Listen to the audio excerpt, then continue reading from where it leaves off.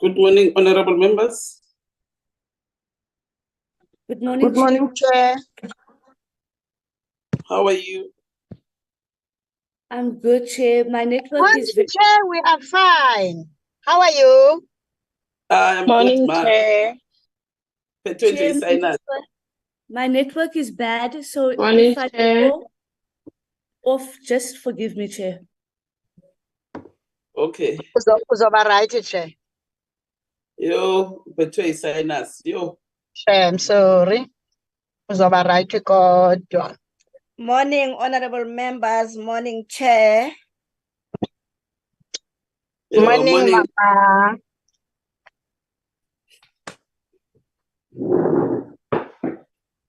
Yeah, let me get my spectacles right. Chair.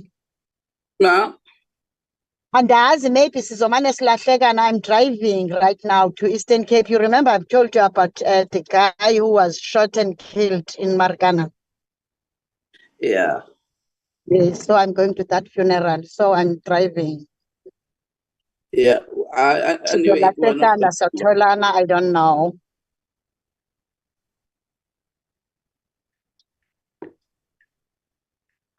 Sharp check. Okay. Okay. Okay, ma. Okay. Okay, ma. All right.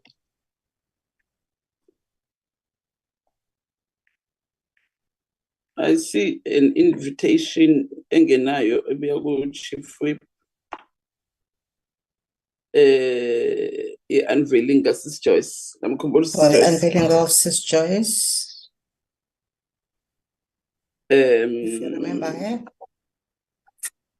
It's on the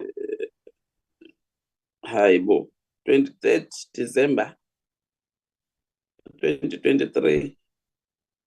I will send it to Neely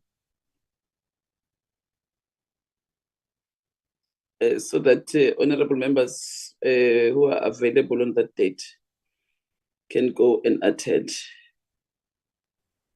Yeah, but it's such an awkward time to travel, Chair, the 23rd. Yeah, 23rd.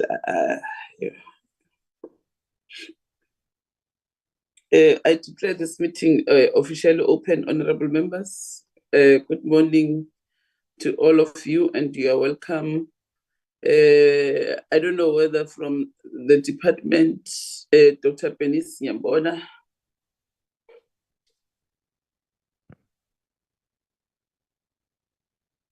Dr.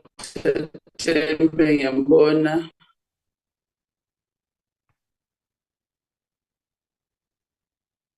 I don't know whether the minister or deputy minister is here, but I don't see both of them. I see the CEO of the NYDA. Good morning, CEO. Morning, Chairperson. Morning, members.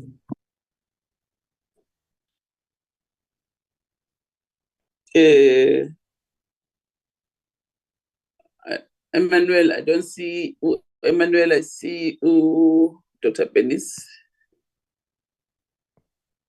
Good morning, Chair. Good morning, honorable members. Oh, Nyambona. Oh, yeah, I'm here, Chair. Oh, okay. I don't see where is the state law advisor? I'm here, Chair. I'm here with Lisa Naidu. We are here.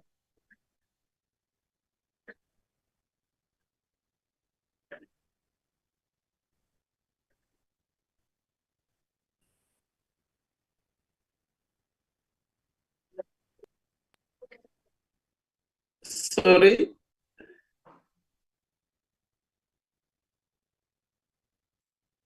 Who's the state law coming from the state law as advisor's office? It's me, Chair Harriet Mekwa and Lisa Naidu. Oh, okay. Legal person from Parliament? Good morning, Chair. It's Sue and Isaac who is here. Oh, okay. Okay. Yeah, all welcome, honorable members. I've never had sinus like this, but it's fine. Dr. Penis,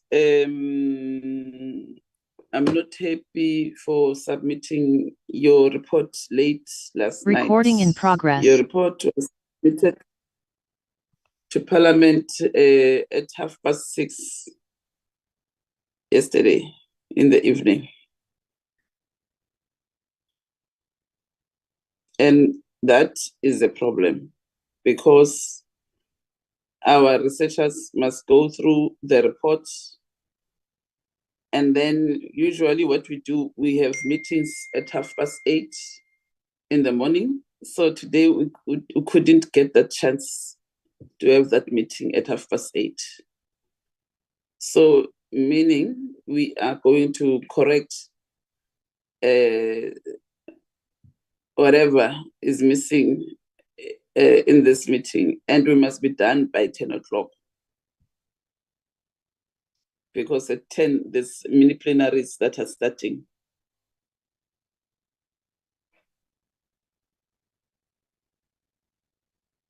So I'm not sure, honorable members, if you can bear with us and we finish at 10:30. Is that okay with you?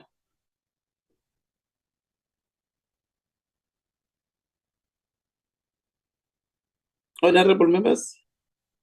It's okay, Honorable Chair. Okay. It's okay, Honorable Chair. Okay, Chair. All right, Nyabonga. Can I get apologies, Neliswa? Thank you, Chairperson. Good morning to Chair. Good morning to members. Good morning to delegation from the department and the NYDA. Chair, I have received an apology from Minister Dlamini Zuma, who is in Russia attending the BRICS Plus Forum, which is taking place from the 7th to 11th of November. I've also received an apology from Ms. Mohale. I've received an apology from Ms. Mohale, who's on study leave. She's writing exam today. And the other one, it's from Ms. Mulaisi. She also has work commitment.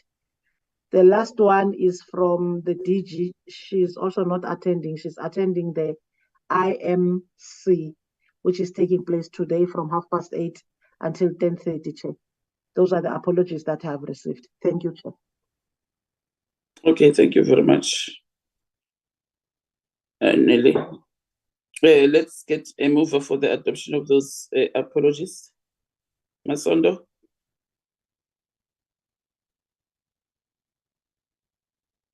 Yes, Chair, I move the adoption of the agenda. Okay, can I get a second, Honorable Mamsonti?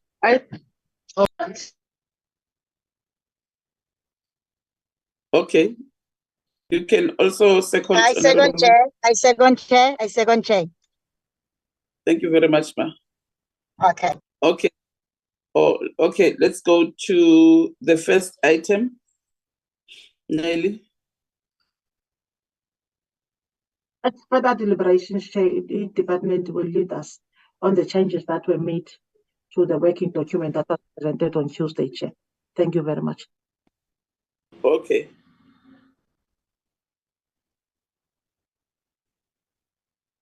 Over to you, Ntate Khanag.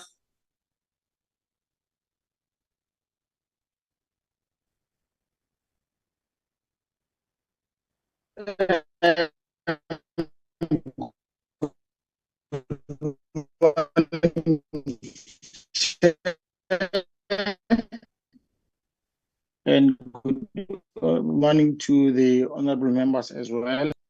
And good morning to the chairperson of the NYDA and all of the board members, as well as the CEO. And to my colleagues in the department. I'm going to ask that if it is possible, Chair, for Dr. Benis to just project the document. I am struggling with my laptop. I don't know why it doesn't want to connect. It's okay. Dr. Police can fill out the report. Office network or what, but Sorry, Chair.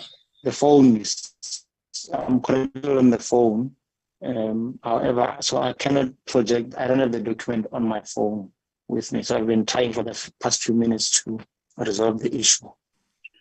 Where's your laptop, Dr. Khanach?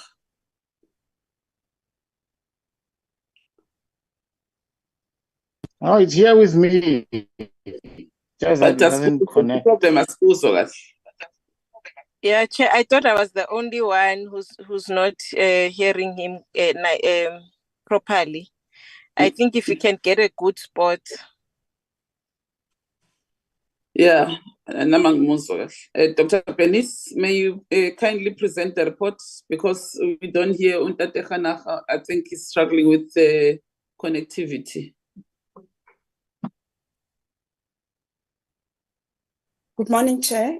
Good morning, members. Morning. Can you see the document on the screen? Yeah.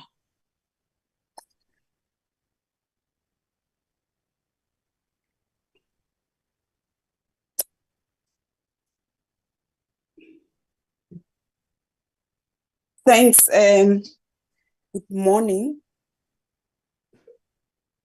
Yes, Let me start. Yes. Good morning, Chairperson, and good morning, honorable members, NYDA colleagues, and other colleagues from the department. Let me start off by apologizing for late submission, Chair, of the document. The researchers informed us on time that we should send the document to them. Unfortunately, yesterday I was traveling to Mount Frere and Mount Elif, and when I checked with Mr. Khanach, unfortunately there was a delay of the return of document from the parliamentary legal advisor back to our office. Our sincere apologies. I think it just took longer than we anticipated. But we have submitted to Parliament the working document on amendment of the National Youth Development Agency Bill. I'm just going to make presentation on the areas which were looked at. After the last meeting, there was a discussion between ourselves, the chief state law advisors from the legal advisors from the Office of the Chief State Law Advisor, as well as the legal advisor from Parliament. So we worked on the changes, on the further changes on the document and areas which required further consideration. So our focus today is going to be on issues that have been addressed post the last meeting which we had. Here is the long title, which is projected. And then I just want to, is the long title which has been presented. And then on the issue of the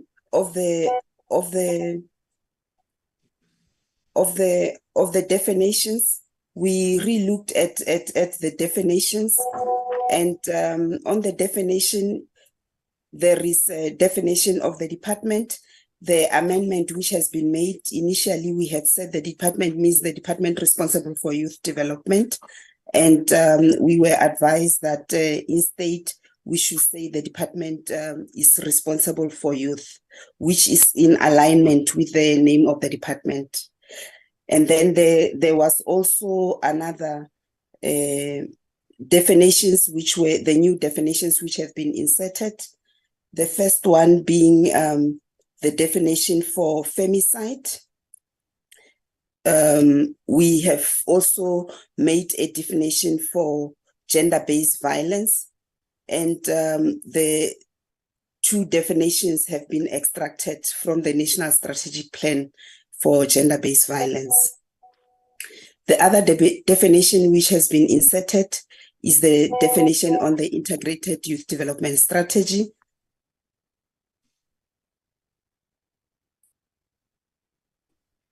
And then under section 2, honorable members will recall that there was the clarification on the classification of the National Youth Development Agency, and we specified that the agency is a national public entity which is listed in Part A of Schedule 3 of the PFMA Act.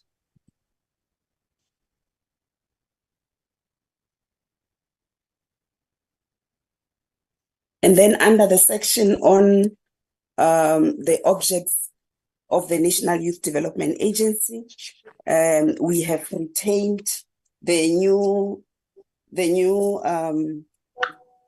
functions which we were advised on.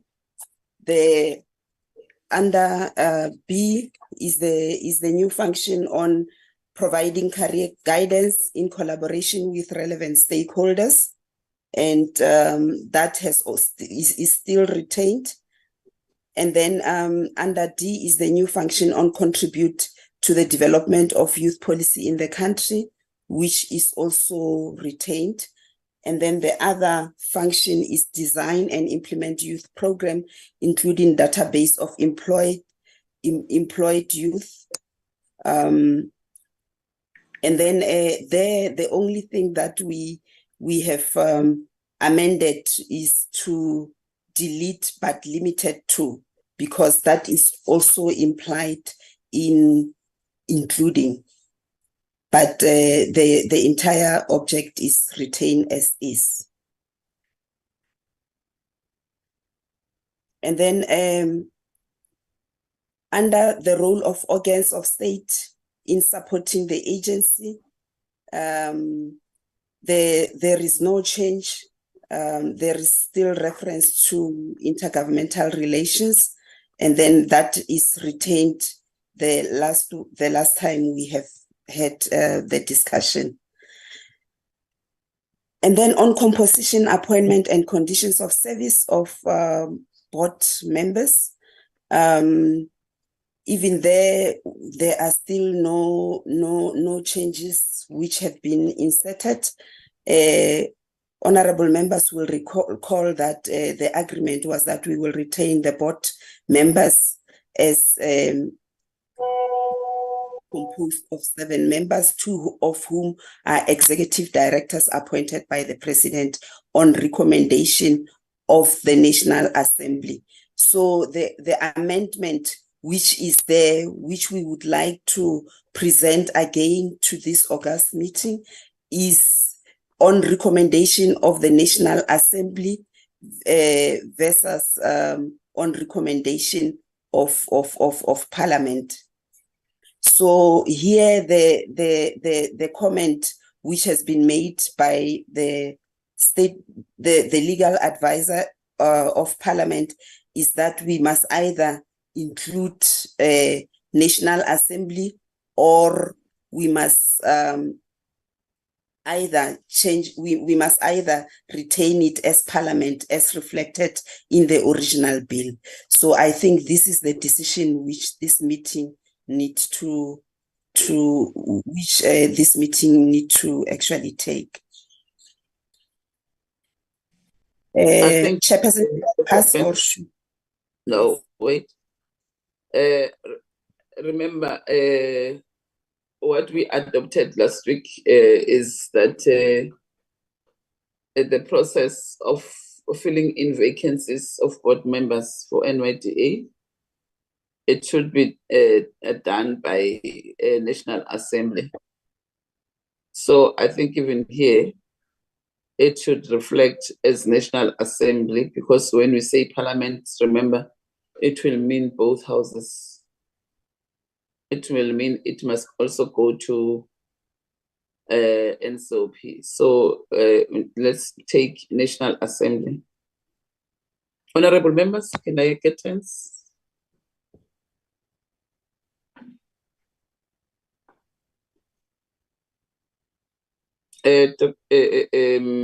Masiko, Honorable Sharif. Yes. Honorable Chairperson, I think that was the agreement that we had, in fact, agreed on upon the advice of the legal advisor. The process is going to be quite long if we take it through Parliament, which means that it would stay probably longer also at the end. NCO can prolong the process. I think the NA Chairperson was the agreement. Thank you. Thank you very much. Honorable Sheriff. Yes, Chair, agreed. Okay. Honorable Mam Kaula. Mam Sonti. Mam Sengwa. Yes, sir, agreed. Thank you very much, Chairperson, Honorable. agreed, yes. Sebonga. Mam Kaula. Mam Sonti, angithi uyadrive ngazori yangizwa.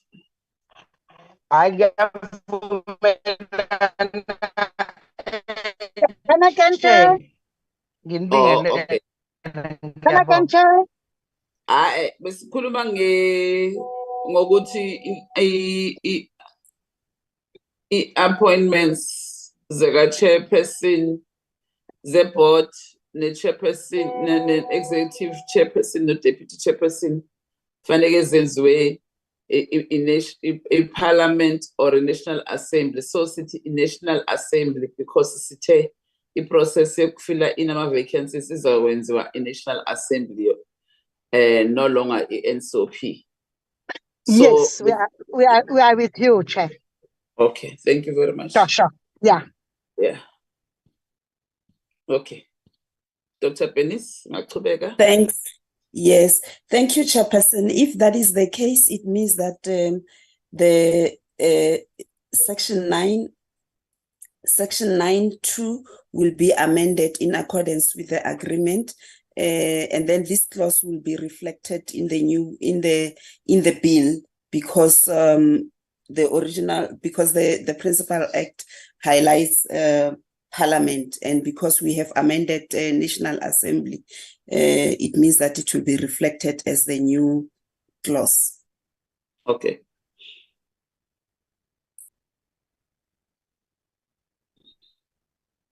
Okay. And then the other amendment is in relation to the issue of 2 ex-officio members without voting rights. Honorable members will... We have agreed with this one. Yes, we have agreed with that one. The only thing is just the wording, which has been changed. Supposed to be added that it must be members from the department. It must be 2 members from the department. Yes, Chairperson, we will. It is reflected as such that the designated members by the minister will be from the department. Yeah. Thank you. Why not Dr. Pelis? Why what? I don't see it like that. Where is it? It is here. Oh yeah. Yeah. I've just highlighted it, yes. Yeah, I see it. Okay. And then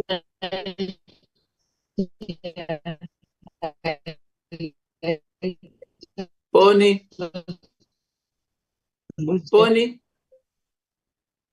Morning, sir. What's Morning. happening? What's happening?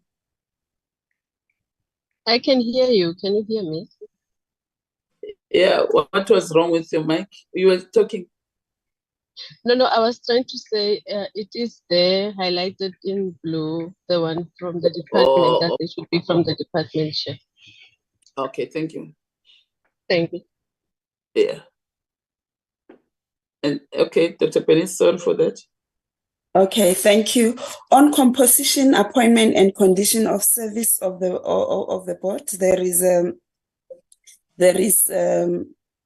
the amendment which which says that members must broadly reflect the demographics and geographical spread of the Republic. So broadly has been inserted in order to take into account issues of persons with disabilities as well as other groups.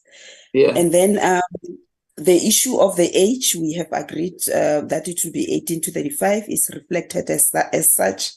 And then here, there is the clause which we deliberated on in the previous meeting where we have been advised. Sorry to disturb my chair. Angizwa noma uthi lo president waMomusa uthi we never agreed noma uthini kule age. We agreed. Okay, thanks. Sorry. Thanks. On Roman figure number 2, it reflects that members should have relevant qualifications, knowledge, expertise, or experience in youth development. And then the question or the comment which has been raised by the legal advisor is on the issue of social development, because it says social development, financial or legal fields or any other field considered necessary for advancement of the agency mandate. So I may pause there because there is a question regarding the issue of social fields. Dr. Tembe, by the way, here I think we wanted to change. What was the agreement? Thanks, Chair. Yeah. No, you may continue before I respond. I think you are still continuing, Chair. I think with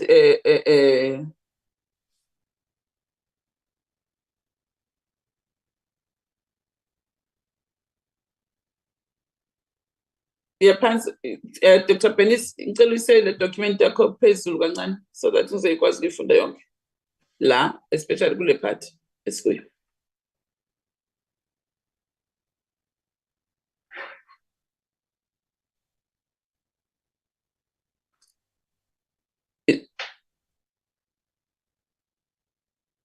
Iphelele, seyiphelela kuphi? Yes, Chairperson, from my side, I can only move sideways. Angithi ngifuna uyifunda yonke le Roman figure 2 ukuthi simbona phelele. Okay. Ngifuna ukubona nje Roman figure 2 wonke simbona phelele. Ise phezulu.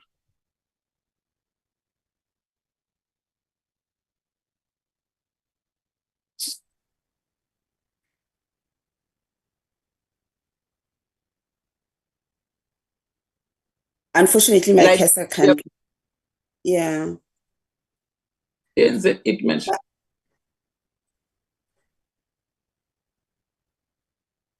It.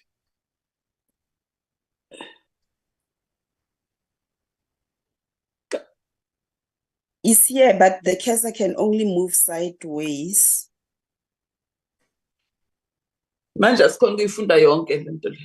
Yenza ngathi uyisa phezulu vele sondlulile. Yabona masondlulile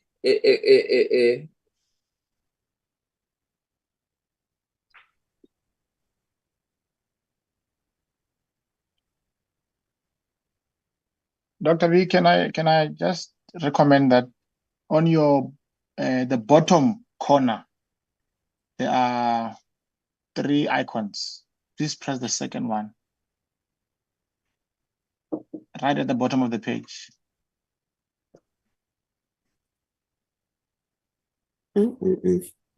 Yeah,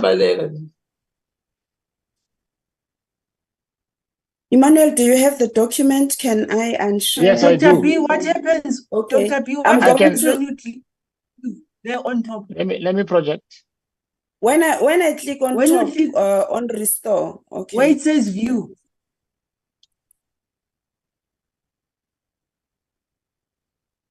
Okay, I'm going to stop sharing and then Emmanuel, just share the document, please.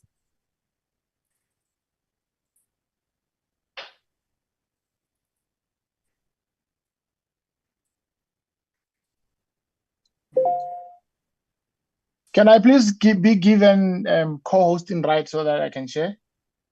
Yeah, Nelly, give Mr. Fanak. I've joined on the laptop now, so Hanaha will be the first.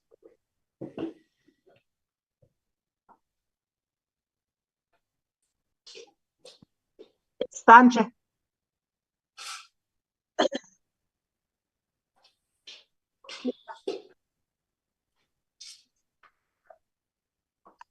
Okay.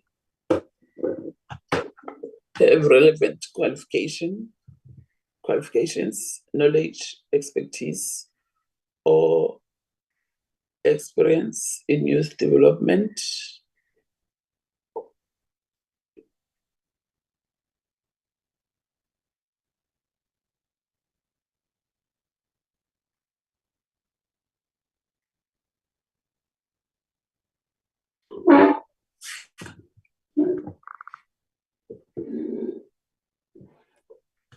Okay, let's there. Dr. Tembe,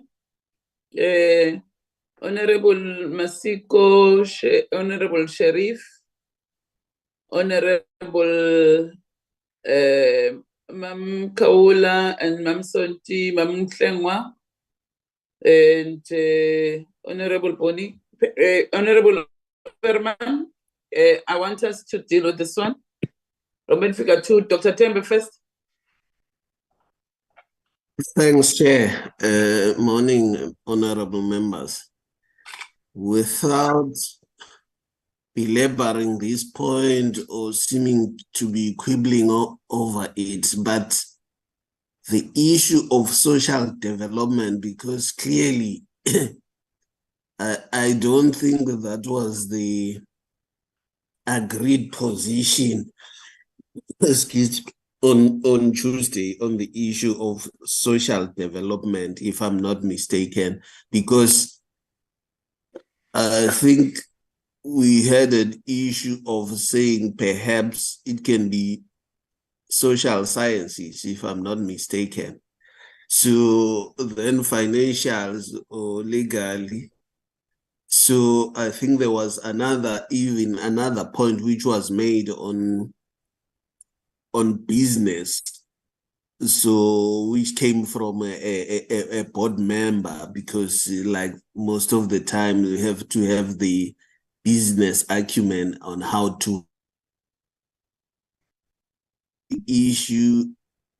I think we have said social sciences, not social development, if I'm not mistaken. So that is the only qualm that I can raise concerning Roman figure 2. So as for the other, or the second part, on any other fields considered necessary for advancement, I think that covers the position of the committee. Thanks, Chair. Yeah, I want to agree with you. Honorable Masiko. Thank you, Honorable Chair. I think I want to agree with Dr. Tembe in saying that, Chair, I think we were discussing it in relation to what you had raised in terms of youth activism. And we had initially said that it is covered broadly by youth development, as well as social. I'm not sure whether it was social development at that time, but we maybe said social sciences. Social sciences. I think it's broad social sciences for me. Social sciences. Yeah. If we bring in social sciences, Chair, I think it would be more academic. Because for me, social development speaks to the upliftment of society as a whole, which would not really be specific to any, because once we say social sciences, it will tend to lean more towards the academic element of it. I'm not sure, I'm just thinking out aloud. I know I might be contradicting myself, but if we say social sciences, it's academic. But if we are saying social development, it's developmental orientated, and it would mean that the social upliftment of communities through different implementation of programs includes social mobilization, includes the social activism as well. I don't know, Chair. As I was saying that I'm thinking out aloud, if we would say social sciences, we would then Sibuyisela la singafuni khona. sibuyisela la singafuni khona, because it would mean that it's academic related in terms of qualification. Okay. Okay. Honorable Sheriff. Chair, I see Honorable Opperman's hand is up. I'll let her take this one. Okay. Honorable Opperman. Chair, I think we are sufficiently covered because the last part does say, or any other field considered necessary for the advancement of the agency's mandate. Thank you. Okay, so we must leave social development instead of social sciences. Yes, Chairperson. Okay. Mam Kaula. Thank you, Chair. Ngibona nami kufanele ngoba khona lana ebesikhuluma khona ukuthi khona evening anoyibona sino matric kodwa uyayibona ukuthi ihlange yamphila. Asiyekele sibuyele sisticke khona la ka social development. Ngiyabonga. Thanks. Okay. Ngiyabonga. Thank you, Chair. I concur with the honorable members for being stick on the social development, not science. Okay, thank you very much, Ma. Honorable Bonnie. Thank you, Chairperson, and greetings to all members. Chair, I will also go with the social development because it does not necessarily, from my understanding, it does not mean that it might talk to the activism and the work that the person is doing also in the community as a young person, but also remembering that when you talk 18 to 35, say for instance, it's an 18-year-old or a 19-year-old, obviously by that time, some of them might be still studying at the age of 18, 19, still studying, and then not much, maybe at university, some of them, or college whatsoever, not really having enough time outside in the communities where they are living, but within the schools where they are operating, being able to interact and being activists at that level. So when you talk social development, it might take also into consideration such efforts that the young person will be doing or being involved in.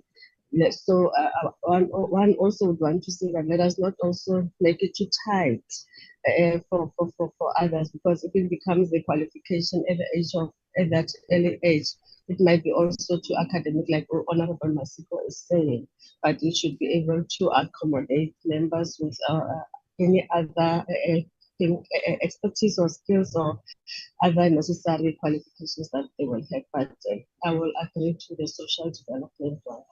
Thank you. Okay, thank you very much, Honorable Bonnie. Honorable Masondo. Thank you, Chair. I am covered, Chair. Okay. I support you, yeah, like Honorable Masiko has mentioned. Oh, okay. Mamsonti. Okay. Okay, we're agreeing with this one. Japanese. Yes. Chair, sorry if I can come in. I agree with everybody. Maybe the problem is the way it's worded when people read it for Dr. Tembe, because they said that the problem that they have sounds like it's around a wording issue, that maybe it's not so self-explanatory that social development means the uplifting of community through activism or NGOs or whatever work that you do. I also want to agree with Honorable Masiko that it does sound very academic when you start putting social science. It sounds like a BA degree in social sciences. So I just would just want to agree on that one. So if Dr. Tembe feels very strongly about it, then maybe the best way to move forward is just to relook at how we word that's part of social development. Thank you, Chair. Okay. No, thank you very much. We'll explain it when we do the advert. And probably even other people who will be there at that time will explain when they write the advert and say, e.g., youth mobilization and youth activism or whatever. Maybe it will be captured there so that it can be easily understood by everyone. But for now, I think I'm agreeing with you, honorable members. If we put social sciences, it will be too academic. So, and this is what we don't need. But I think we're comfortable how it's been captured. State law advisor.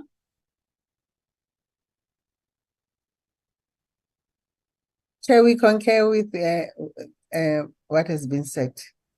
We agree Okay, that. thank you very much. Thank you. All right. All right, Dr. Penis, we're agreeing with this one.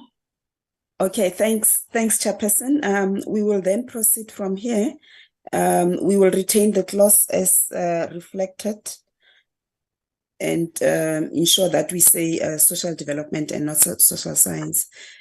Can you scroll down, Emmanuel?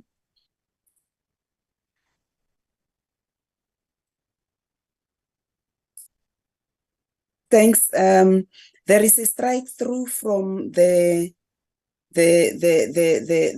clauses. Just go a little bit up. Yes. Which actually talks about disqualification, removal from office, and resignation of members. Here, when we were discussing, we had included a person who is placed under curatorship, a person who has been placed under curatorship, a person who is declared to be of unsound mind by a court of the Republic, a person who has been convicted of a serious offense. No, not Republic. This is where we're saying, what if the person has been declared as a person who have unsound mind out of our country or whatever? Oh, but Konji, by the way, we're saying, yeah, whoever been declared by anyway, because a South African can be declared in Zimbabwe. And then if that person is not declared in South Africa, then what? I think that's where my argument was here.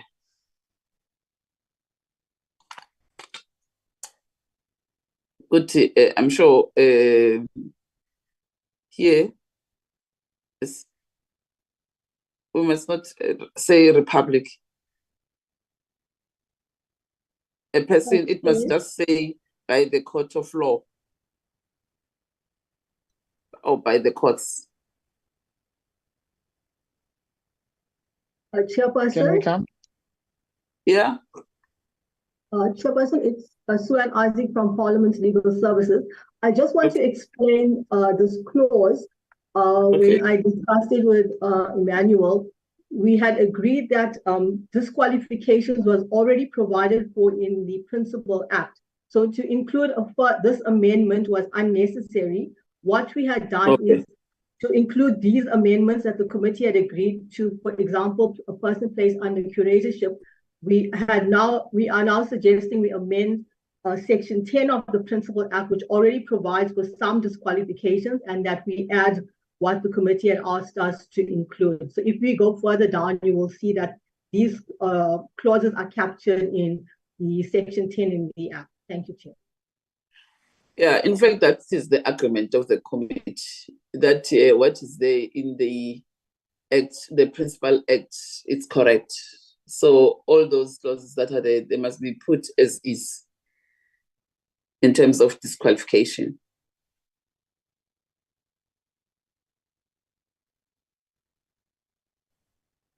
Yeah, Chair, can I also come in briefly? Okay. Okay, thanks, Iman. Thank you. So the section that you are requesting is here under section 10. You will see I've just browsed down so that it can be visible. Because we know that it is section 10 of the Act which deals with the issue of disqualification of board members. So what is above there, where there's a strike through, where we were reading now, is actually, it has actually been moved down to section 10.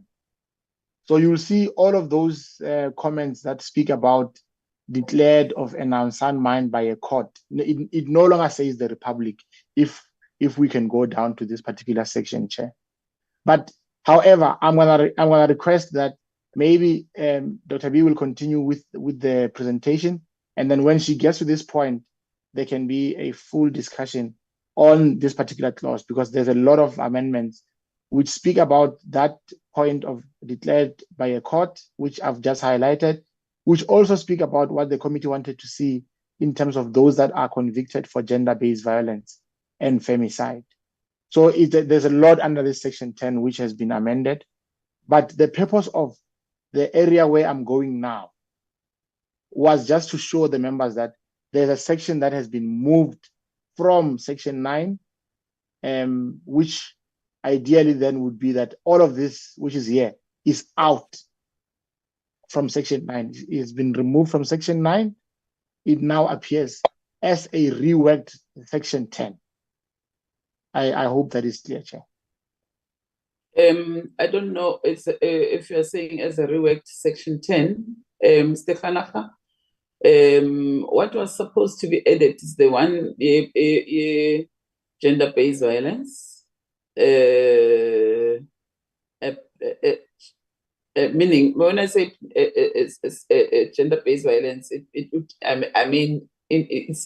includes a person who's been found guilty of sexual harassment in a company, or whether it's private sector or what. Those are the things that were supposed to be added with the current Principal Act. And then curatorship. Konje, what did you say about curatorship that day? Honorable Opperman, what did you say, by the way?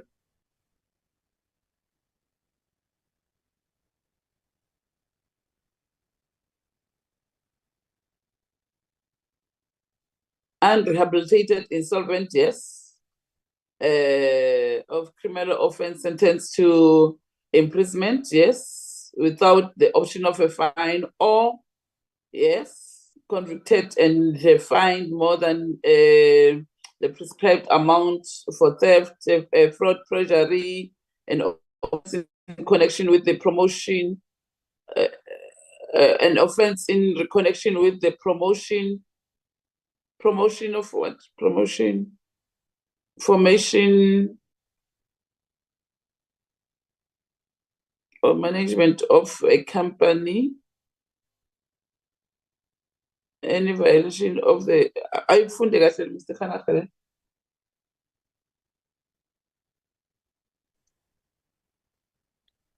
Yeah.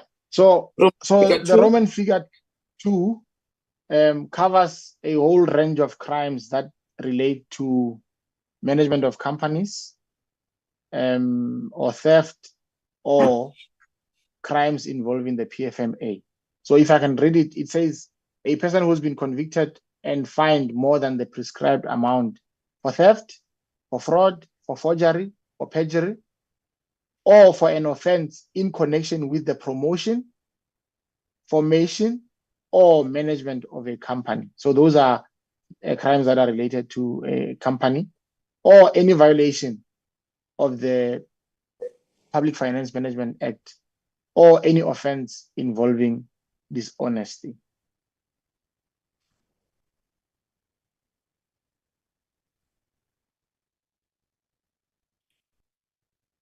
Honorable members, what do you say?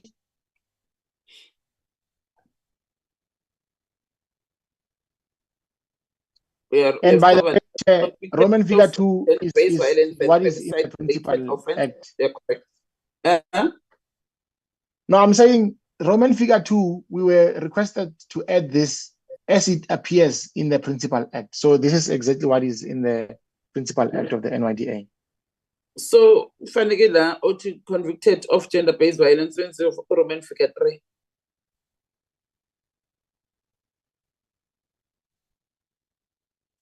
Thank you, Chair. We've done so, yeah. And then, yeah, please, again, one. Honorable Chair. Masiko. Thank you, Honorable Chair. I'm happy with the addition of convicted of a gender-based violence and femicide-related offence. But maybe one could seek some advice, Chairperson, on the word convicted itself, because as we had discussed before, there are some instances where an individual has been not necessarily convicted, but has been dismissed from work and found guilty of a sexual related offense at work and dismissed. So I don't know, Chair, whether we want to water it down or make it stronger in terms of saying it's by using the word convicted, but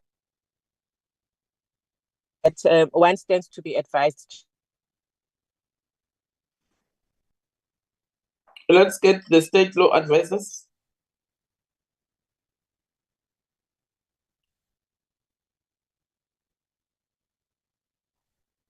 Chair, I missed the On the previous word itself. meeting. Lisa will take over on that one. I'm still catching up myself. However, on this one, I'm of the view that convicted is the most appropriate word, because if people are not charged of a crime, we cannot then limit them when they are not convicted. You are innocent until proven guilty, Chair.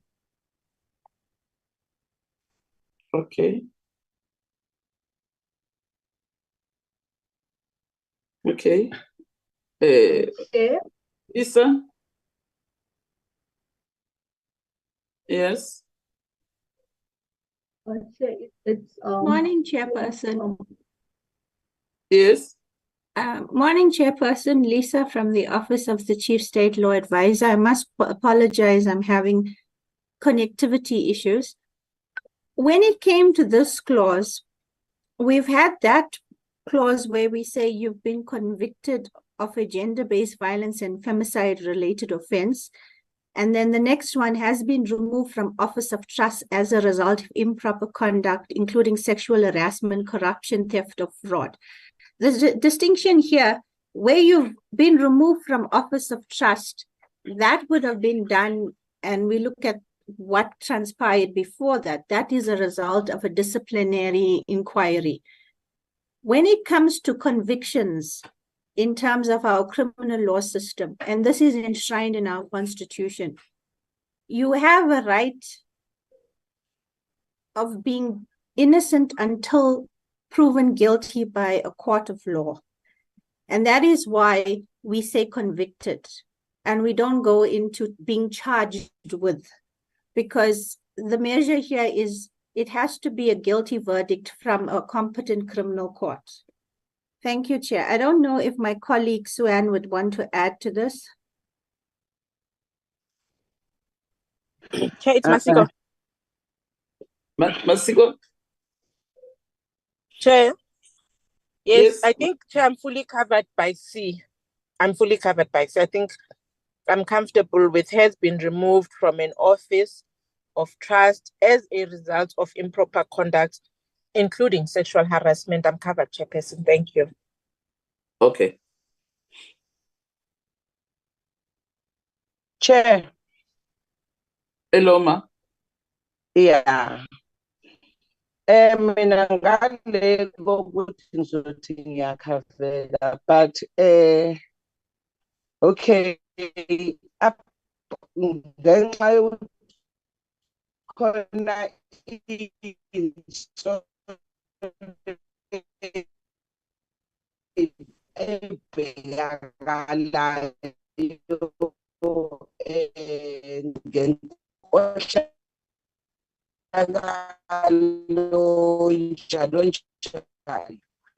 amuve right office, but sithini le eyokumuva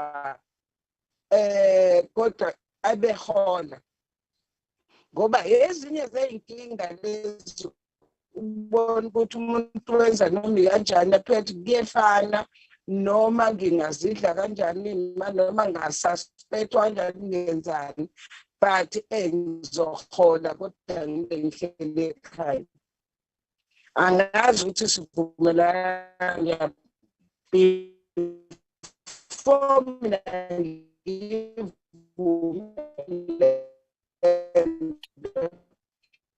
because mawuthi uyabheka la sinamakhesi lana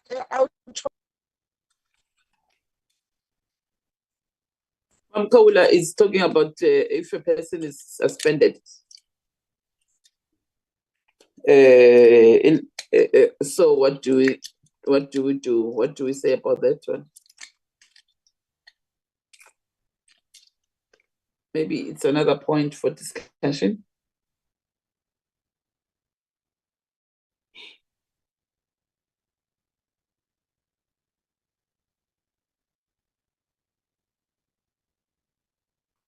Dr. Penis, Harriet.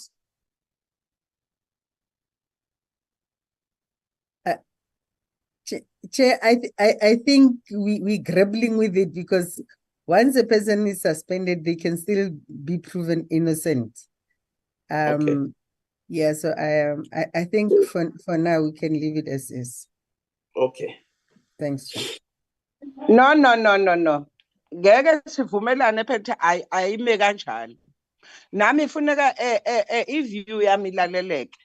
Ngifuna ukuthi mina kuyimanje sino Mr. Botha la. Olokho eholile kodwa uhlele ekhaya kenzi lutho.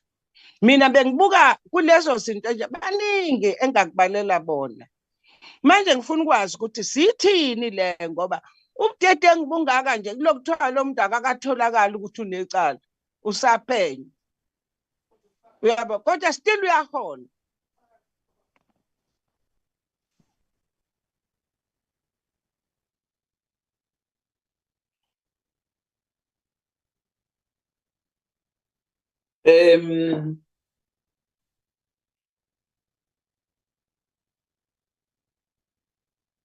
Legal person from Parliament.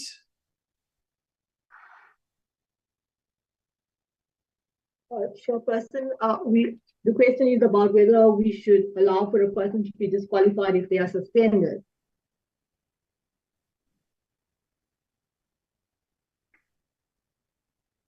Okay. If they are suspended, we must allow them to be disqualified. No, Chair, I just wanted to clarify. So, Chair, I agree with my colleagues. It's going to raise constitutional issues if we punish a person before there's some kind of constitutional, not guilty until proven not guilty until proven guilty. Yes, you are presumed until you are proven guilty. So everyone has a right to be given an opportunity to defend themselves or to present evidence to exonerate themselves. So if we put a clause like this, we will be challenged on that, and it's something that we shouldn't even go into because most of the clauses are not problematic, but we will cause problems by adding something like that. Oh, okay. I hear you. Okay, Mam Kaula, what into bazama ukuyisho ukuthi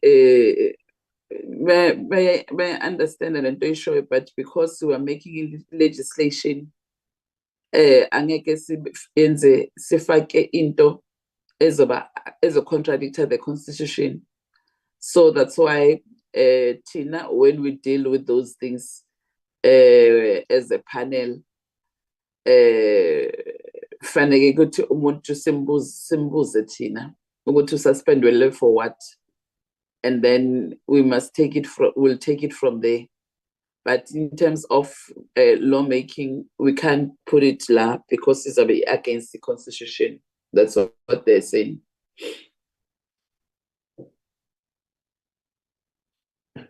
Okay.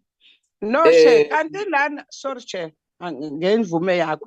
Kanti lana amendi asilungisi na ngoba ama-mistake amangaka nje lana na. Yingenxa yale mithetho ebiyisho njalo ukuthi umuntu akakabi umboshwa engakatholakali guilt. Wena nje lapho manje mangaba okay, yabona nje lento ingiphatha kambi. Okay. Angikho agree ngalento angazi nizongenza. Yeah, makwenziwa umthetho njengale masenza yonke imithetho noma senza ama-amendments kufanele ibe in line with the constitution. If I be in line with the constitution, it's wrong. So that's why ngaso sonke isikhathi bayasibhekela bona begela ukuthi into esishoyo is in line with the constitution. Mangabe is not in line with the constitution, bayasitshela ukuthi le angeke ize ilunge because i-contradicta i-constitution. Kodwa lokho akusivimbeli thina ukuthi as ama-member we-parliament masenza ama-shortlisting wethu umuntu singakhona ukuthi simbuze ukuthi ususpendelwe for ini, yabo? Umuntu uzosho ukuthi ususpendelwe for ukutshontsha imali, ukurape abantu besifazane, ukushaya abantu besifazane, bese based on that lapho we have powers thina esiyikomiti ukuthi singasho sithi umuntu ofana nalo asimdingi, singakhona thina kumkhatha mara ngoba lokho kuxhomekeke kithi masenza awethu ama-requirements noma senza futhi ilo No, Chair, ngiyavuma kulungile qhubekani. Ngiyabonga. Thanks. Okay. I think yeah, the Principal Act has captured it correct. That has been declared to be of unsound mind by a court. So this one is it's okay. Now the see is it's correct. And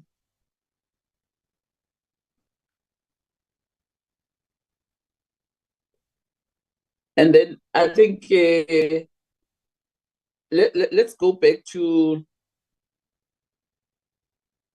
sorry for that, let's go back to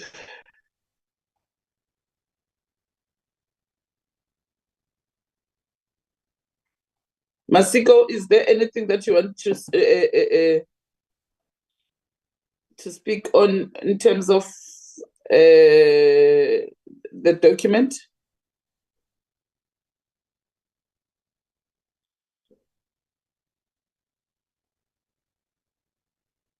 Masiko? Kashifa, what were you reminding me about, by the way?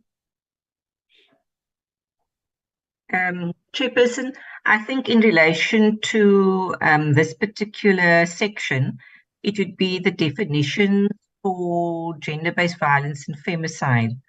The definition currently is in relation to the Council Bill and not necessarily the Domestic Violence Act. In this context, it's referred to the crime in relation to domestic violence. But the definition is for the Council Bill and not the act, the enabling legislation that defines what a crime is in terms of domestic violence. Or in this case, they also used gender-based violence and femicide related. So I think it's just corresponding the issue of the definitions in terms of how the provision is captured in this section, Chairperson.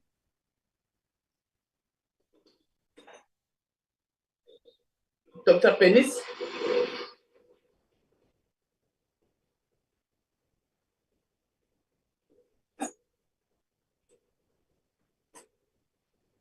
Thanks, Chairperson. Emmanuel, can you move back to the definitions?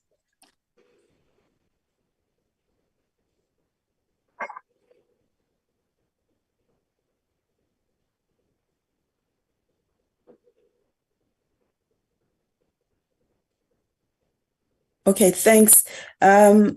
These are the two definitions, the new definitions which we inserted in the NYDA bill, definition of femicide and gender-based violence, and we have actually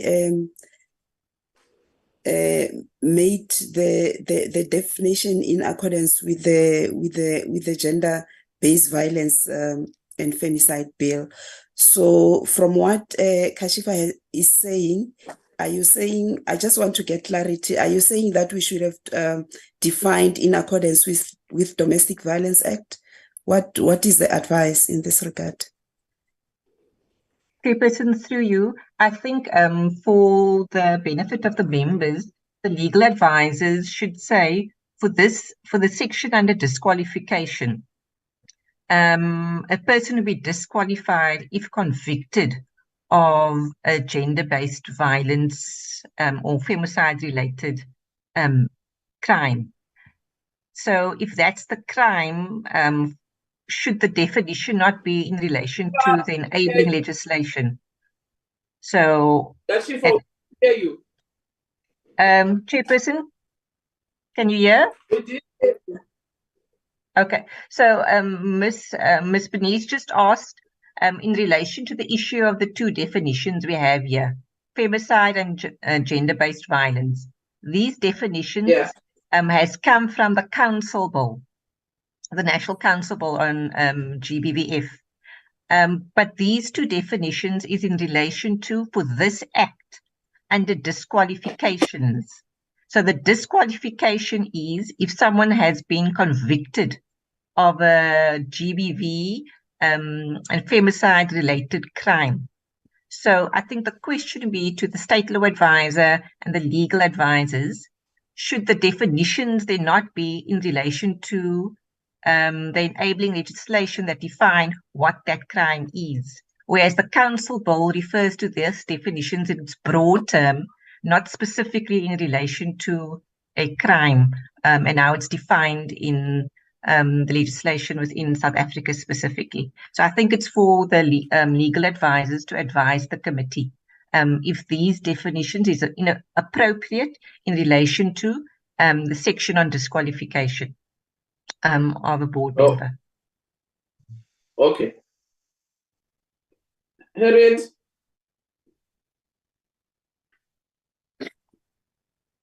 Chair, I think what we need to do is to review the definition on the cancer bill, because I think we are not privy to that one. However, we can make sure that our definition here are aligned with it. I have not seen the cancer bill definition, but we will ensure that we can check while the committee is still on, and we will revert to you soon as. Okay, please check. Yes. Chairperson? Dr. Bernice? Thanks, Chairperson.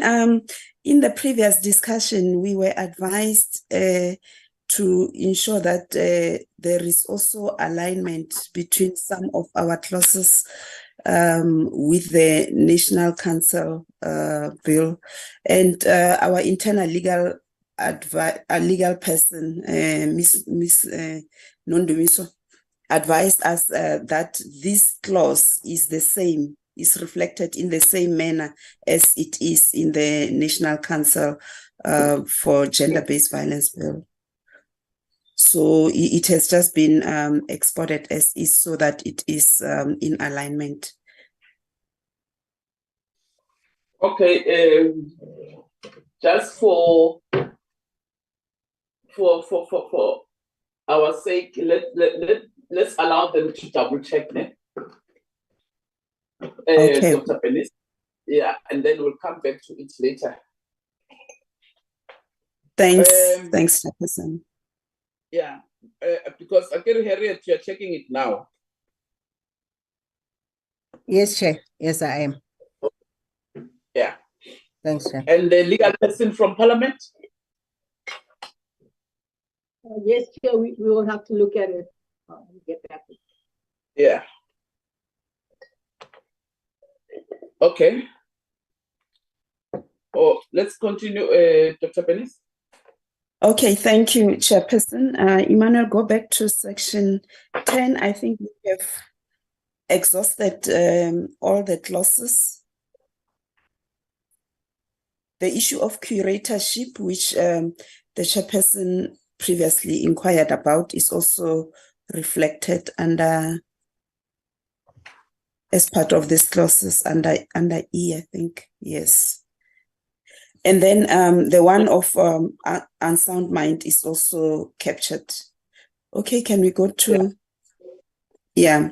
And then there was a discussion relating to the issue of financial disclosure. And here the amendment reflects that if a person fails to submit his or her financial disclosure in a prescribed form and manner without good cause or more than one occasion. Honorable members will recall that previously there was a debate regarding this clause because it was considered that it will be too harsh to actually disqualify or remove members from office on the basis of non-financial disclosure. So we are putting this for the committee's consideration. Tina Besite, my bill again. Dr. Penis, what we said in the meeting is that let the state law advisors and yourselves discuss it and come back to us with a proposal. Am I correct, Honorable Opperman? Didn't we say that to them? Yes, Chairperson. Yeah. Nina, you were supposed to come back.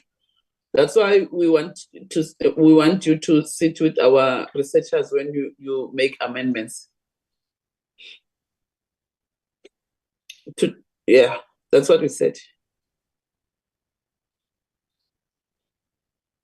Yeah, this was discussed in the meeting, and the proposal was also that we can even include this further in the regulations, which will give implementation to this this Amendment Act.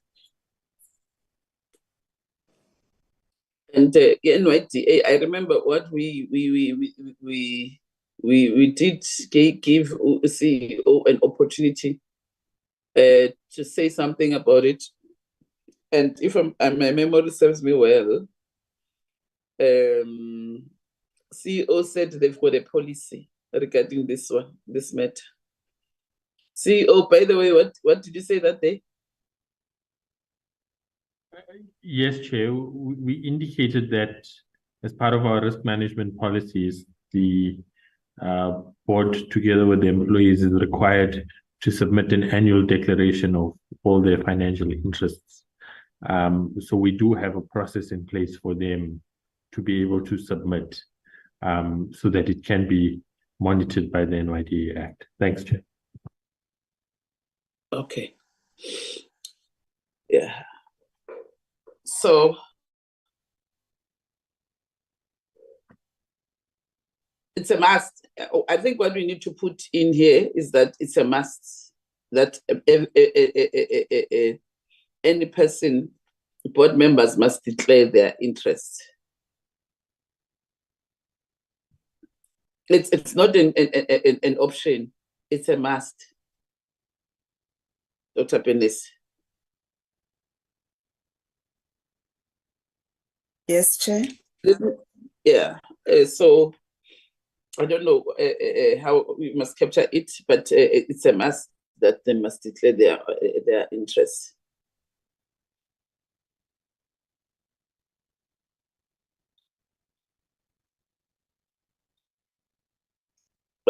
Honorable Opperman. Yes, How do Chair. we close this one? So now that you are correct, that is what we discussed, that financial disclosures must be a must for them, as it is with all members of parliament too.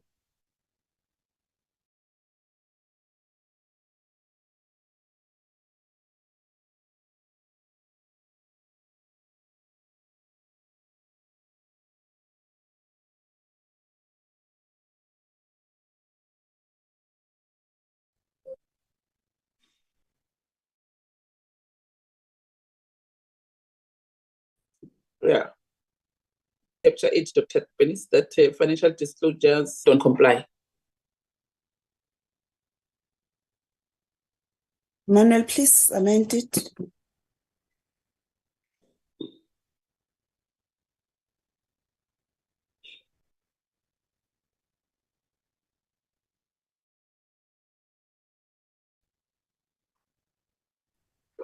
Can we move to the next section, Chairperson?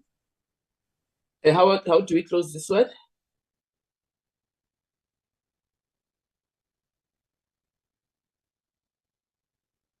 Dr. Penis?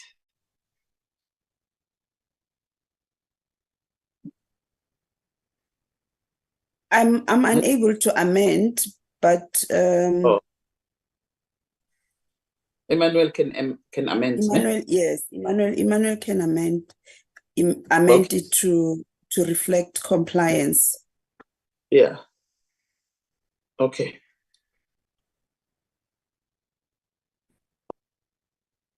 Okay. Yeah, okay. Emmanuel, amend and yeah. So, Chair, if I can, so we did have a draft clause that speaks exactly to this issue. Okay. Yeah. So, but I think maybe how I Read propose that we also look your draft. how. So right now the Principal Act under Section 11 touches on the issue of disclosure, but probably it's not in what it says here is that under subsection 7, it speaks about members disclosing, but it's in the context of meetings of the board. So it says that if during the course of any proceedings of the board, there is a reason to believe that a member has any interest contemplated in subsection 6, that member must immediately disclose the nature of his or her interest and leave the meeting in question. And then subsection 6 reads as such: if a member has, in relation to a matter to be considered at a meeting of the board, any interest which precludes that member from acting in a fair, unbiased, or proper manner, the member may not participate in the meeting or be present at the venue. So probably this is what exists, but it doesn't generally speak to annual declarations. So what the bill does is then, and maybe there are two things here, is one, to speak about the issue of submitting disclosures in the prescribed form. Now, the word prescribed form, I know my colleagues Lisa and Sue-Ann will explain it better. But essentially it means that there can be an agreed type of standard that says that the minister expects board members to submit their declarations once a year, or the minister expects the board members to submit their declaration immediately upon assumption of duty, or something like that. So that is what the prescribed form means. Now, the second issue is what then happens if they don't do so without a good cause, right? So this clause then says that if you fail to disclose your interest within in the prescribed form without a good cause on more than one occasion, then you will be removed from the board. So what that clause then does is it tries to address what the committee members were saying. Committee members were saying that you can't not declare once and then immediately be fired. from the board. So we agree with that sentiment. That's number one. Okay. Number two, it then says that if you do it twice without any good cause, you were not sick in hospital, you were not affected by a bereavement which prevented you from submitting at the due time, and you do it more than once, we are removing you because you are in a position of trust and you are dealing with public funds as a board member. Therefore, you can't be there and not declare for 2 years in a row, and then we do nothing. So I think that is the key message that this particular F is trying to communicate to the public. So I think the comment from Sue Ann was that this is what we are putting forward for the committee to consider, to say, does it address the harshness that was in the original clause? And then does it also then satisfy the members in terms of speaking to the need for disclosures? Because I think from where we are sitting, it's non-negotiable. Board members have to disclose their interests. Over to you, Chair. Yeah. Okay. I personally, with the one that you just read now, I think I want to agree with that one. Let me hear from honorable members. Honorable Pony, Honorable Opperman, and Honorable Mam Kaula, Mam Sonti, Mam Hlengwa, and Honorable Masiko.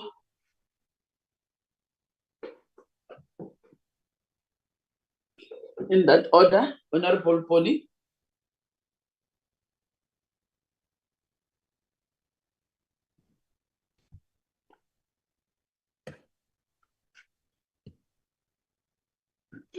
I can speak on behalf of Hello, Bonnie. Chair. We Hello, agree. Chair. Hello, Chair. Oh, okay. Okay. Carol? Okay, thanks. Okay, Bonnie. Oh, Chair, I concur with you. I've agreed. Thank you. Okay, thank you very much, Honorable Carol. Honorable Opperman. Thank you, Chairperson. I think there was just a bit of confusion for me because there is a difference for me, between disclosing your interest at a meeting and between an annual financial disclosure. But that is So fine. now you understand it. This was an annual financial disclosure. I understood it as annual financial disclosures. Yes. But as was explained now, it is just disclosing interest during a meeting. And that was the confusion, Chairperson. Mr. Khanaf, this is an annual financial disclosure. Yes, that is correct, Chair. And I've just highlighted the wording there to speak about financial disclosure. Yeah. Yes. So where I was talking about the other declaration was what was appearing in the Principal Act. I was referring to the Principal Act. But the bill here, the new bill, as we are looking at it, speaks exactly about financial disclosures. Chair. Opperman? I'm covered by the explanation. Thank you, Chairperson, and the confusion is gone. Okay. Okay, thanks. Mam Kaula?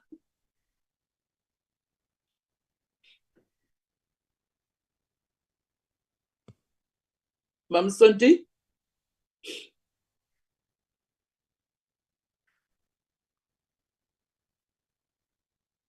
Mam Hlengwa? Have a chair. Thank you, ma. Honorable, sorry? Masiko, Chair. Okay, Honorable Masiko.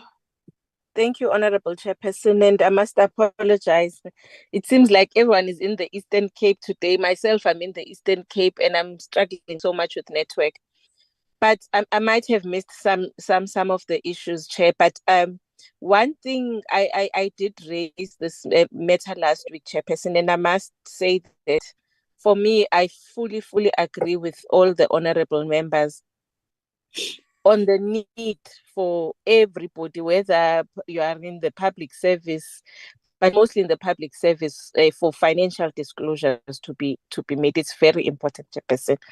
But the question that I'm asking myself is that, do we have a code of conduct for board members that speaks to many issues? And for me, the non-disclosure is one of them. And the question I was asking last week, and I'm going to ask it again, is whether or not the non-disclosure in terms of the code of conduct would warrant a dismissal from the board itself. I know that non-disclosure itself, it's serious. I even made an example that in Parliament, if you do not disclose your because it's important as public representatives for us to make financial disclosures, you get your salary docked for 2 weeks. If in the next financial year you don't disclose, you get your salary docked for a month. If it's a third repeated offense, I'm not sure then what happens, but it's also a maximum of 30 days. It's a maximum in terms of a non-disclosure, and it's a repeated offense. I do also understand the engagement in relation to what happens to those that board members that are not earning anyway a salary. But I want to check, Chairperson, whether this financial disclosure or non-disclosure is catered for in the code of conduct, and what is it saying in relation to non-disclosures if it is there present in the code of conduct because for me, what is in the code of conduct should be read correctly, also to reflect in what we are having in the act itself. Thank you, Honorable Chair. CEO.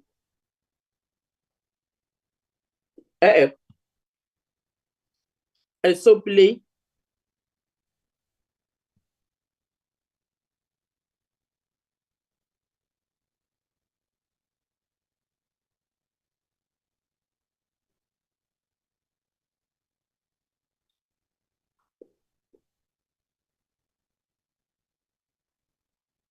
Help play.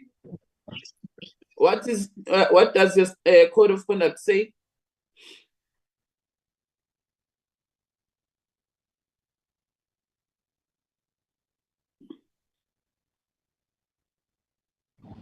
Sorry, Chair, I'm just pulling up the code of conduct so I can find the exact wording for you. Sorry? I was saying I'm just pulling up the code of conduct so I can find the exact wording for you. Okay.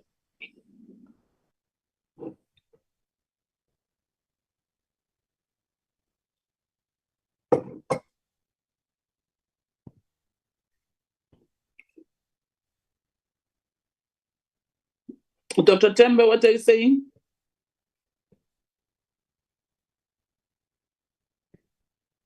Thanks, Chair. I'm not sure whether the NYDA board has got a code of conduct, because that is the starting point in accordance with the articulation made by Honorable Masik. So before we get into we canvass other issues, we need to be clear whether the NYDA board has got a code of conduct. Then from there, we'll set the ball rolling on how this matter is actually canvassed and managed. Thanks, Chair. Okay. CEO, does the board have a code of conduct?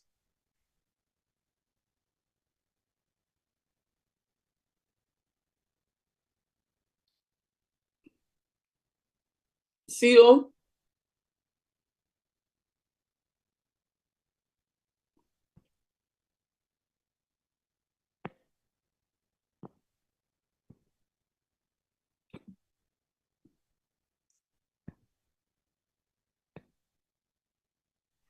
Chair, Wasim just asked me to let you know that he is just joining on his phone. He had to switch devices quickly, so he'll respond in a minute. So, Pearl, you are still checking your code of conduct? I've got it, Chair. So we don't have a separate standalone code of conduct that relates to the board itself, but the board is bound by the code of conduct of the organization as a whole. So we all sign on to that code of conduct, but there isn't a separate one that governs the board on its own. Okay, what does the code of conduct for NYDA say in terms of financial disclosures?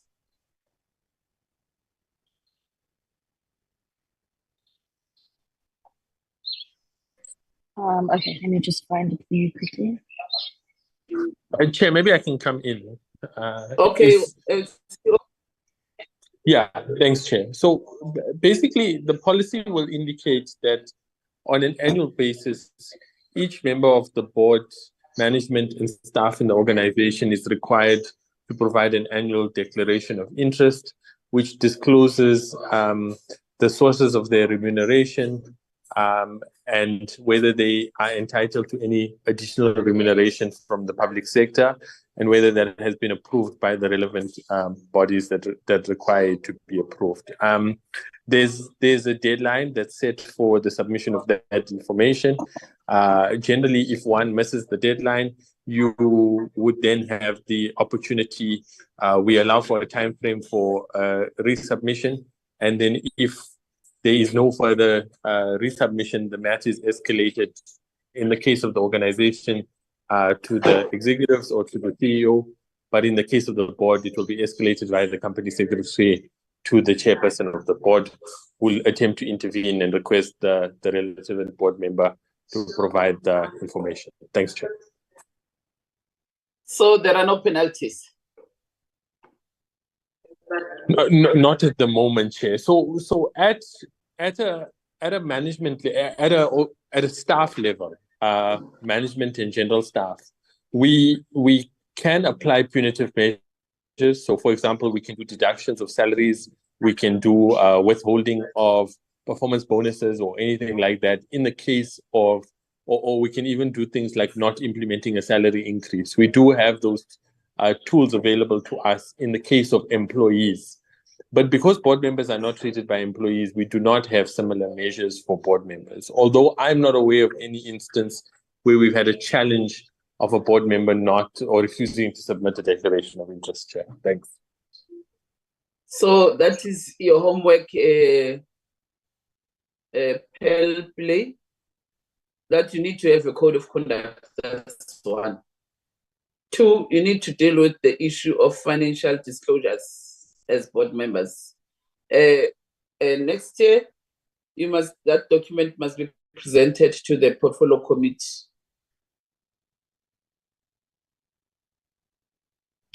Chair, can I just come in for a minute?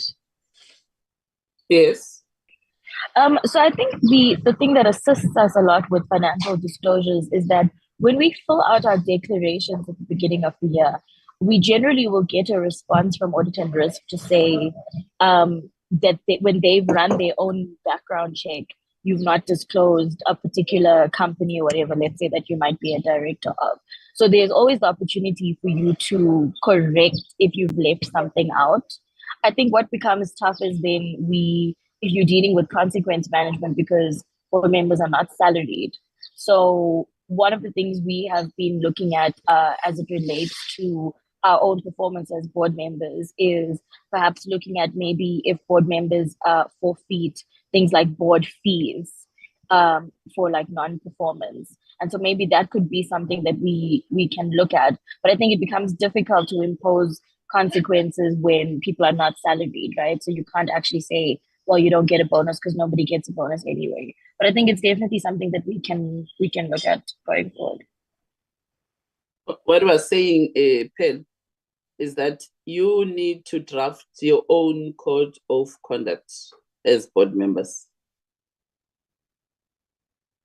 You see, in CGE, commissioners, they've got something they call Commissioner's Handbook, and they've got also something called Code of Conduct.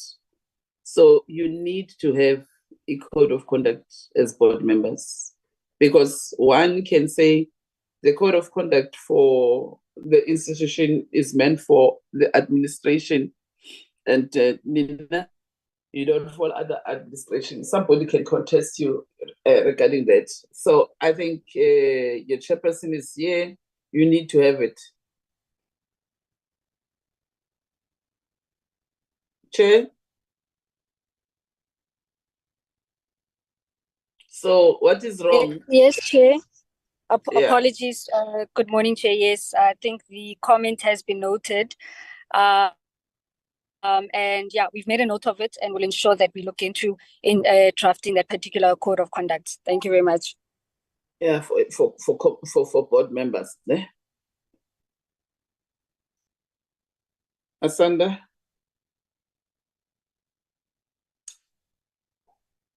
Yes, Chair. Yes, definitely. Code of conduct for board members will be drafted. Thank you. Okay. Okay. And the financial disclosures, those things must be attended to by yourselves. Dr. Tembe? Sorry, Harriet?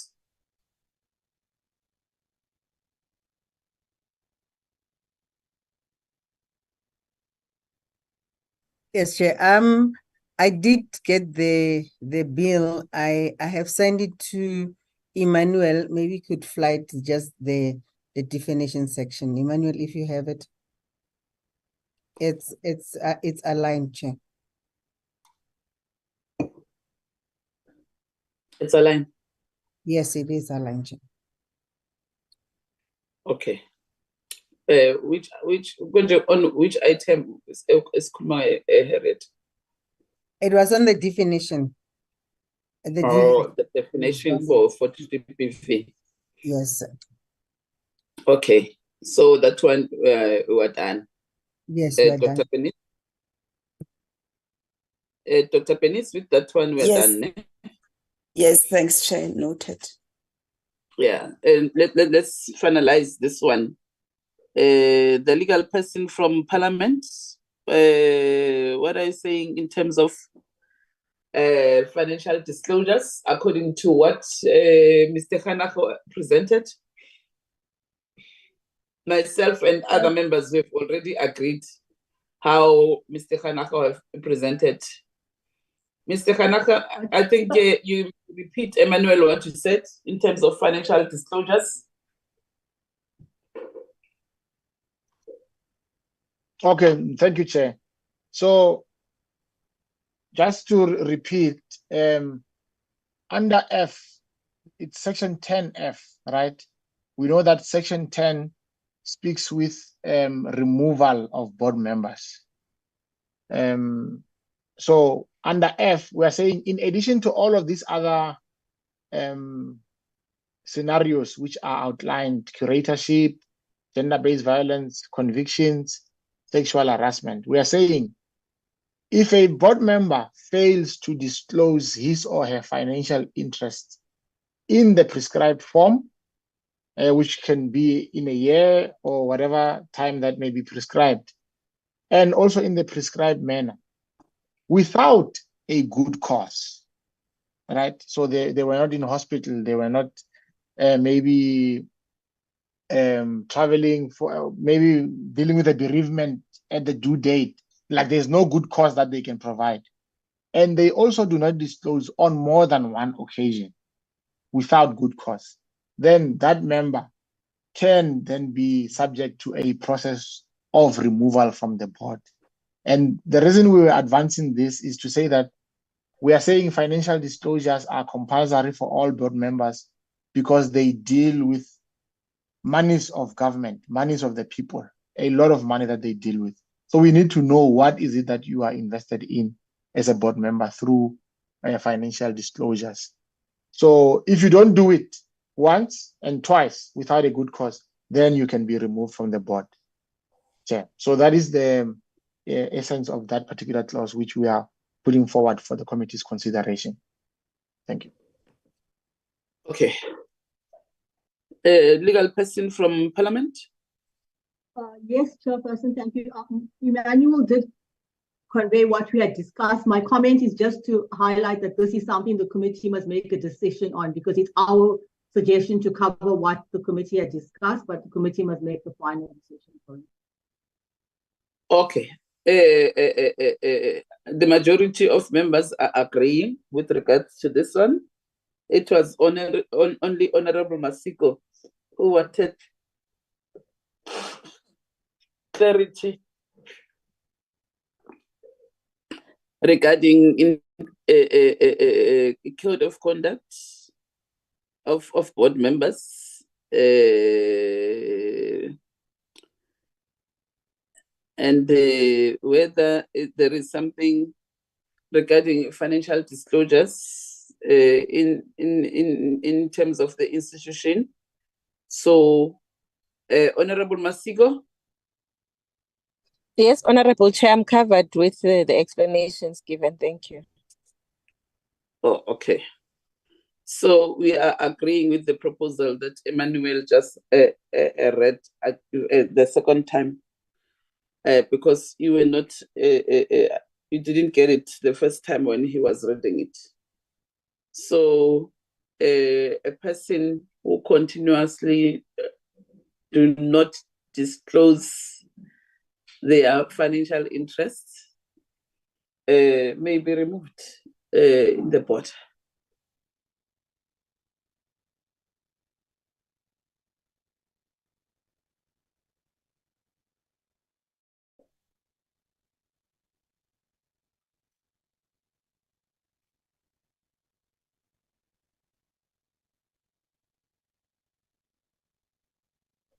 Again, it's about the issue of compliance, Emmanuel. So how you kept at it, I think it's we're fine with that one. A person who continuously do not disclose their financial disclosure may be removed in the board by the board members.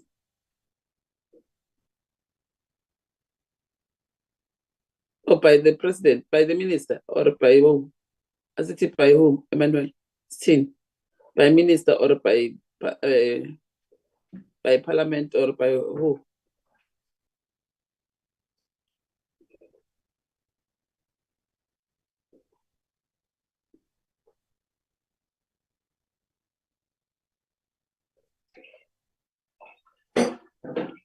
Ngipela amaphilisi ami mama sengikuthepha lapha. Ngikhiphela u2.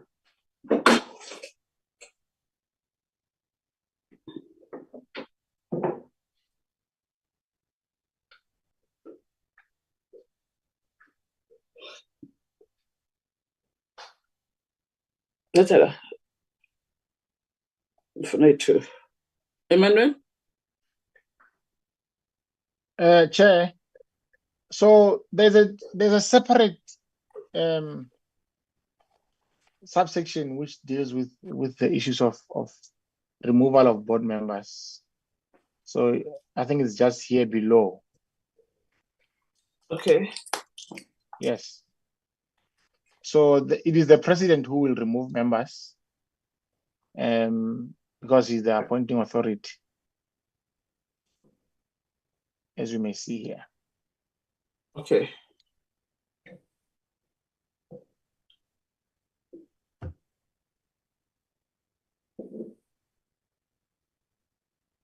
But fanele ubhale lapha i-disclosure, it must be annual. Angithi iyasho kanjalo i-annual. If it at first it was not specific, let's be specific and say annually board members must submit their financial disclosures annually.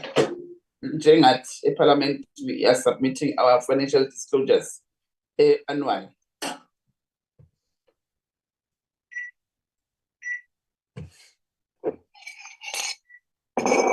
All right, sir. Noted.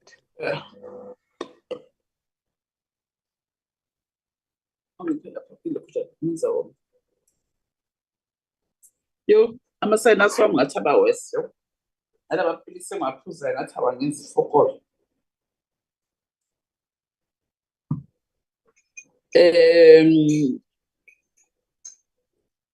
Let's move to the next one. Emmanuel, I think it was that one. And which one be outstanding?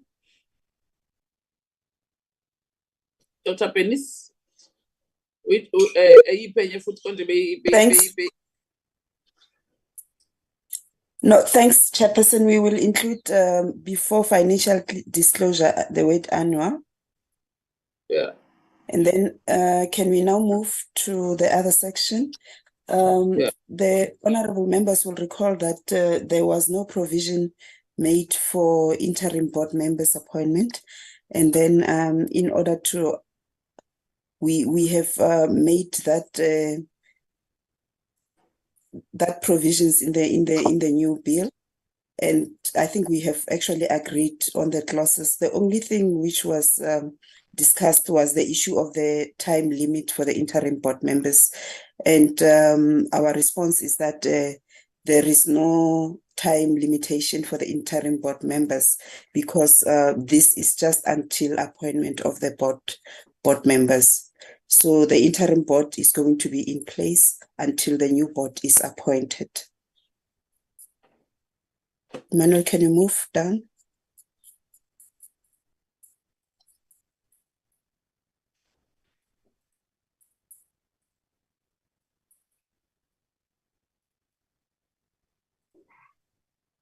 And then on this clause, which is highlighted in red, the members will recall that can you log in with your other gadgets in plenary? How many are left now, Dr. Penis? We are just about to conclude. Imano, just scroll down. I don't think we are left with many. That's the last one. That's the last one, yes. Oh, okay. Yeah, so on this last clause, we have amended section 17 of the Principal Act. In the Principal Act, there was a provision which highlights that the board may delegate any of its powers or assign any of its duties to the Chief Executive Officer or any employee of the agency. So any employee of the agency is going to be deleted. The board may only delegate to the Chief Executive Officer or to a committee that has been referred to in section 12. So if maybe there's a need for the Chief Executive Officer to delegate to the employee, it will be within the CEO's prerogative, but it will not be within the board. Thank you, Chairperson.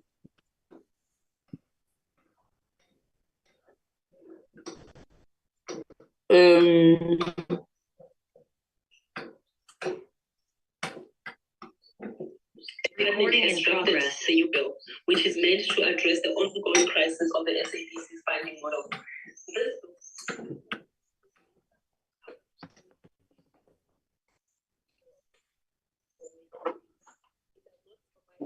So, Dr. Penis, what was the last one? Sorry. The last one was in relation to delegation. What we have highlighted on that clause, Chairperson, was that the board must directly delegate to the CEO. Recording in progress. Which have been established by the board.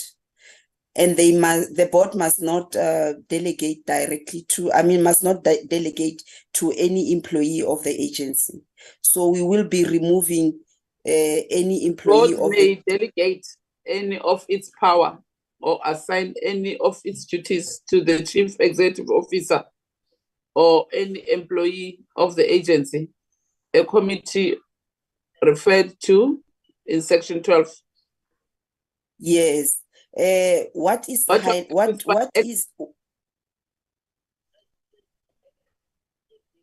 was in the Principal Act? What was in the Principal Act was that the board may delegate any of its powers or assign any of its duties to the Chief Executive Officer or any employee of the agency. So Okay. we are going to delete any of the employee of the agency. Yeah, I agree with you.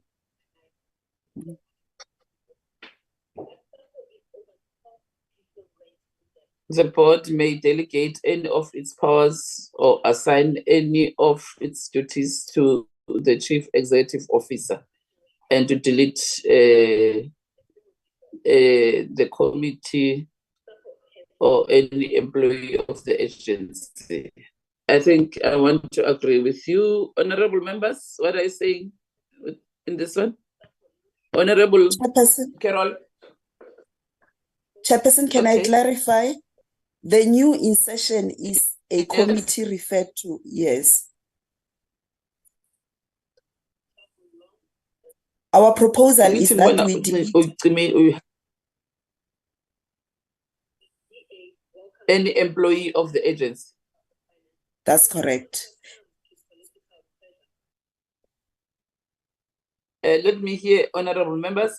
Honorable Carol, Honorable Opperman, Honorable Kaula, Honorable Mam Sema, Mam Sondi.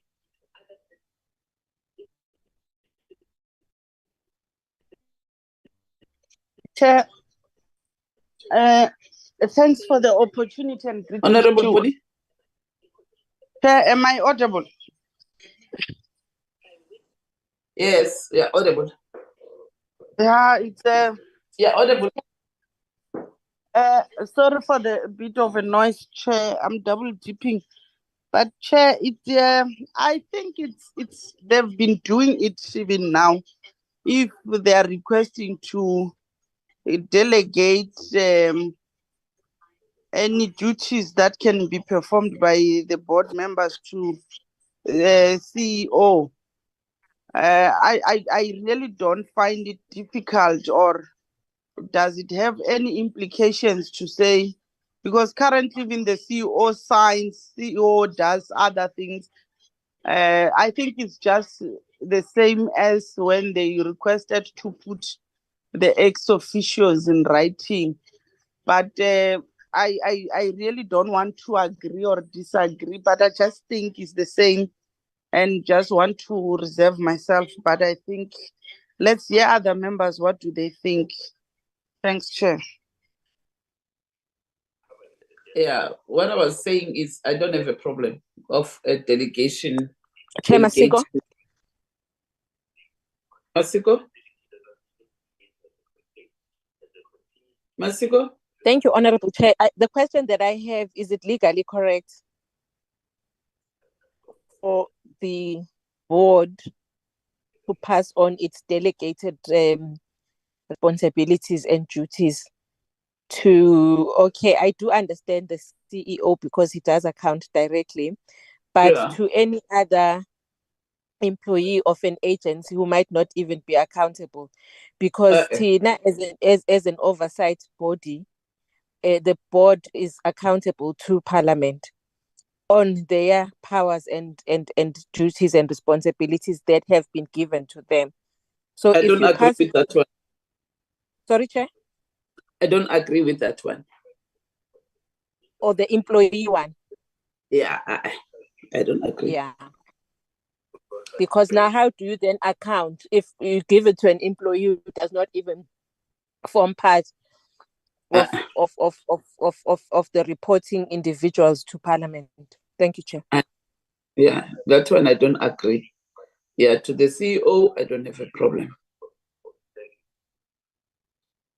Honorable Opperman? Chairperson, I do agree that we must delete any employee of the agency, and I agree to the insertion of a committee referred to in section 12. Thank you. Okay. Because a committee is committees are members of the board, isn't it? Yes, Chair.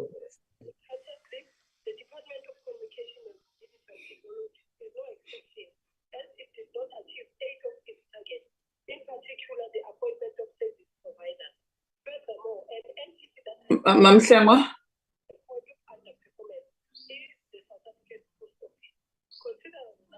Ma'am Hlengwa?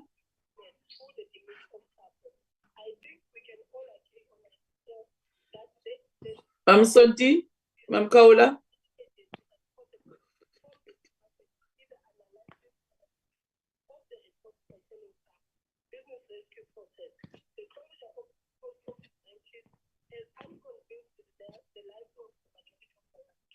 Okay.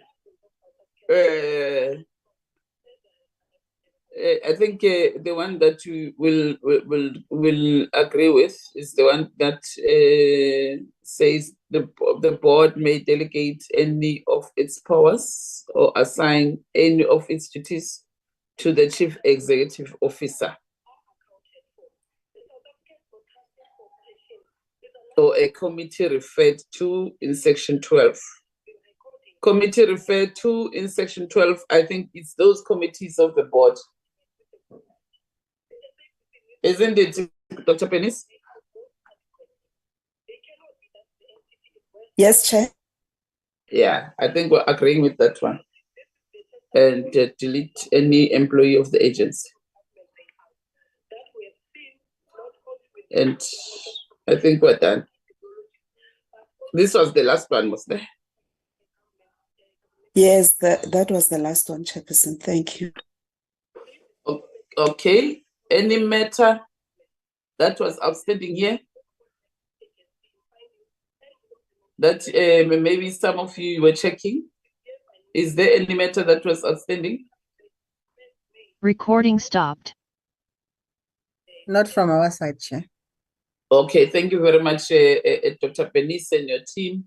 Honorable members, thank you very much. We can now adjourn our meeting. See you on Tuesday. Thank you very much. Hopefully, hopefully Tuesday we'll be voting. Recording in progress. Desirable. And it is it Tuesday. Neliswa? Nelly? Sorry, Chair, I was kicked out, Chair. I missed it. I didn't hear what you were saying. You were asking me. Tuesday we'll be dealing with whether the bill is desirable and then clause by clause.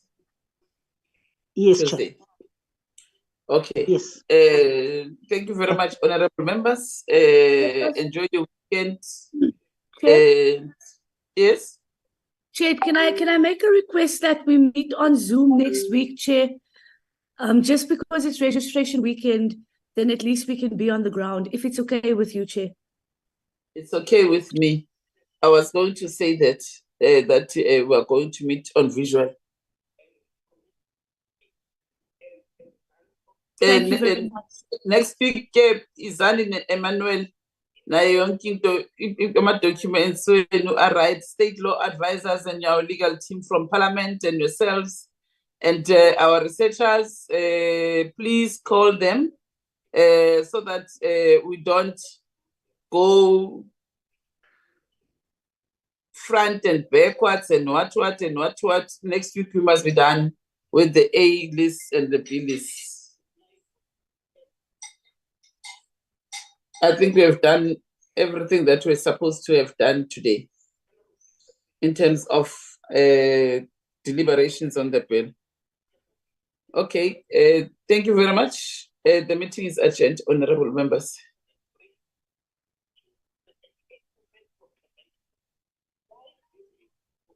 Adjourned. Thank you, Chairperson. Thank you. Okay, thank you. Thank you, Chair. Bye. Thank you, Chair. Thank you, Chair.